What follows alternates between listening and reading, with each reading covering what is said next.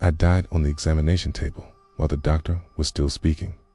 The lights went out inside my chest before anyone even noticed. When my heart started again, something else started with it. I was a pathology assistant, trained to stand close to death without flinching. I cataloged bodies, recorded their causes, and cleaned what remained. For me, death was organized, labeled, quiet, until it learned my name. The official incident report said cardiac arrest due to stress. I was without a pulse for 2 minutes, successful resuscitation. Everyone smiled afterward. They all said I was lucky. They said people change after events like that. And they were right. The first change was the sound. Every room I entered now had this low hum, like breath moving through dry dirt. The morgue was the worst. The freezers whispered. Not words exactly, more like intention. Whenever I walked between the rows of metal doors, my skin would tighten, as if expecting a touch. During the next autopsy, my hands started shaking. The body belonged to a man found alone in his apartment. No family, no visitors. As I opened his chest cavity, a rush of warmth came out. That should not happen.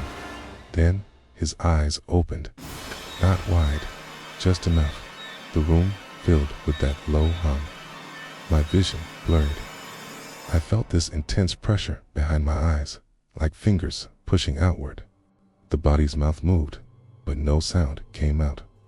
The message arrived in my head anyway. You are open now. I stumbled back, and the body's eyes closed. It cooled instantly. My supervisor found me sitting on the floor, shaking, and told me to take the rest of the day off. At home, mirrors became a problem. My reflection would lag, smiling just a fraction of a second too late. At night, I dreamed of endless tables lined up in rows, each one holding someone who was awake but couldn't move. I'd walk among them, guided by something that lived behind my ribs. I went back to work just to prove I was fine. The dead disagreed. Everybody reacted to me now. Skin would tighten. Fingers would twitch. Monitors and scales would jump for no reason. When I passed, the hum followed. The staff noticed. They started making nervous jokes. Someone said I was bad luck. One night, the power failed in the morgue. Red emergency lights washed the entire room in a blood-colored glow. The hum rose into a vibration that shook my teeth. All the metal freezer doors rattled. Then, they opened. The bodies sat up in perfect, horrifying unison. Their heads turned toward me. Their eyes glowed, wet and aware. I couldn't move. My lungs refused to take in air. They all spoke together, not with voices, but through thought and pressure. You crossed the line and didn't close it. I ran. The hallways stretched out before me. The exit signs flickered and died. The hospital felt larger, older, like a giant body unfolding all around me. Doors led to rooms that hadn't existed before. Rooms full of tables, and on those tables were versions of me. All of them lay open, marked, examined. Each one stared as I passed, and each one smiled, wider than the last. I finally reached the pathology lab and slammed the door shut. The hum was inside my chest now, pulsing in time with my own terrified heartbeat. My hands moved without my permission. They prepared my tools, clean, sharp. I understood then. Death has rules, and I broke them. Something had followed me back through the gap and found a use for me. The door buckled. The handle twisted. Shadows poured under the frame like smoke. The hum spoke clearly inside my head.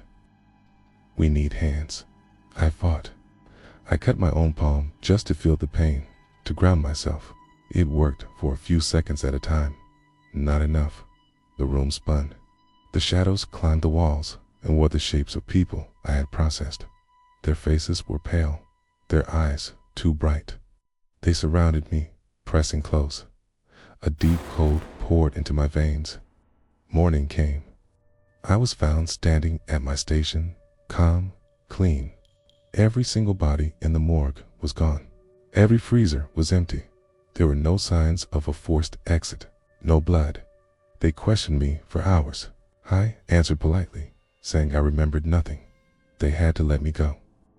Now I work in a different hospital, in a different city, but it's the same hum. It never leaves. It gets stronger when I'm near the dying, stronger when machines fail, stronger when no one else is watching. At night, I lay a hand on my chest and I can feel two rhythms. One is mine, the other is patient and old. Sometimes I wake up standing at my work table. Sometimes my hands are wet. And sometimes I hear my name spoken from inside bodies that are not yet still. I understand my role now. I do postmortem work before death is finished.